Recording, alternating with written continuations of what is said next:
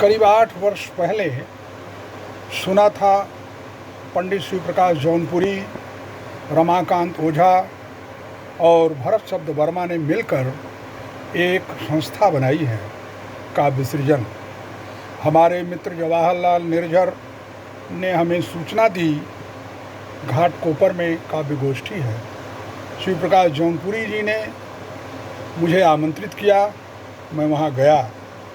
अनुपम classes में अच्छी व्यवस्था के साथ काव्य गोष्ठी का शुभारंभ हुआ और मुझे उस गोष्ठी में अध्यक्षता का अवसर मिला।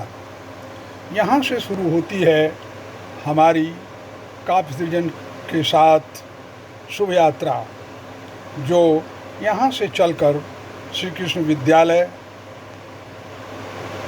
साकीनाका, गोरेगांव पश्चिम होते हुए भयंदर में मिश्रा क्लासेज के बाद पुनः साकीनाका में आ गई।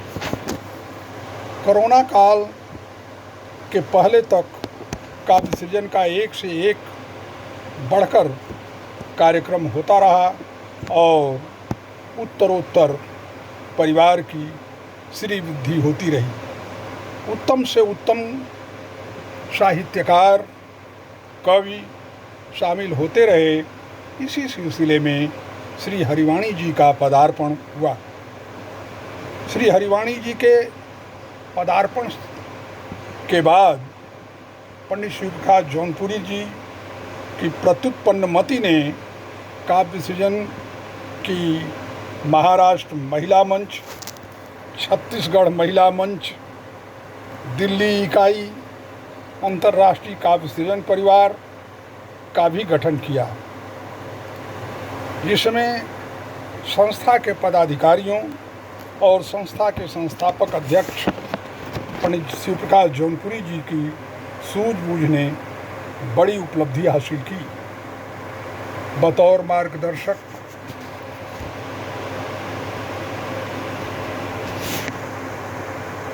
हमने काव्य सृजन परिवार को ऊंचाई पर ले जाते हुए उसका विस्तार करते हुए उसके संदर्भ में नई गवेषणाएं करता रहा, जिसमें काव्य सृजन वाटिका का प्रकाशन और उसका एक नया सिलसिला ही चल पड़ा, जो एक महान उपलब्धि है काव्य सृजन के लिए। काव्य सृजन परिवार विभिन्न भाषाओं में हिंदी, मराठी, बंगला, भोजपुरी, राजस्थानी इत्यादि में अपनी उपलब्धि दर्ज कराया है।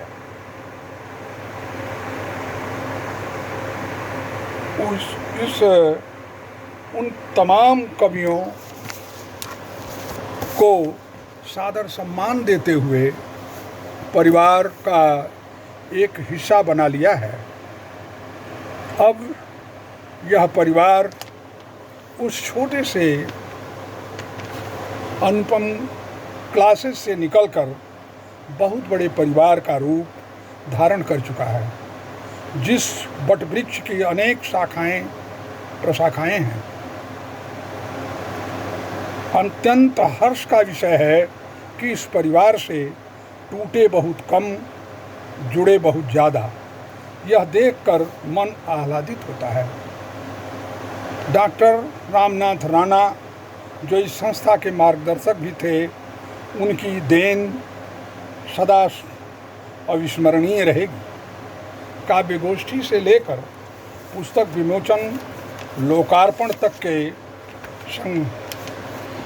कार्यक्रम को करते हुए काव्य सृजन परिवार नित नए आयाम ढूंढ रहा है।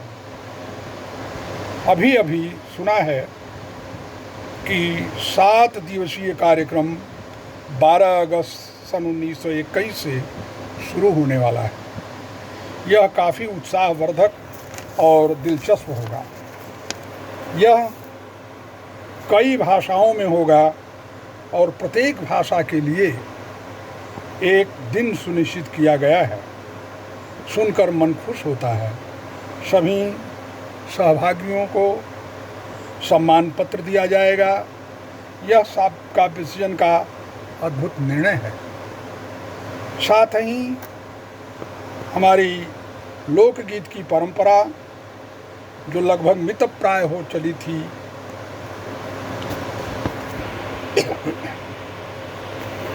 स्थिति में जान फूंकने का काम काव्य सृजन के एजेंडे में है।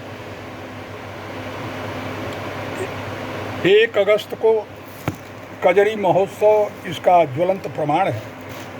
होली, फगुआ, कजरी, बिरहा और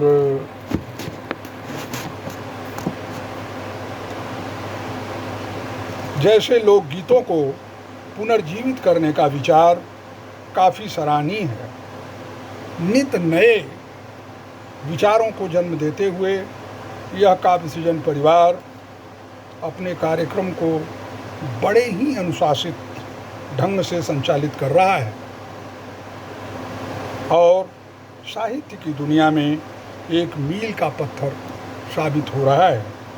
मुंबई शहर में अनेक संस्थाएं काव्य गोष्ठियों के रूप में आईं, प्रसिद्ध हुईं, लेकिन इस समय देखा जाए तो ऑनलाइन ही सही काव्य सृजन काव्य गोष्ठियों का सिरमौर ही नहीं, हिमालय बना हुआ है।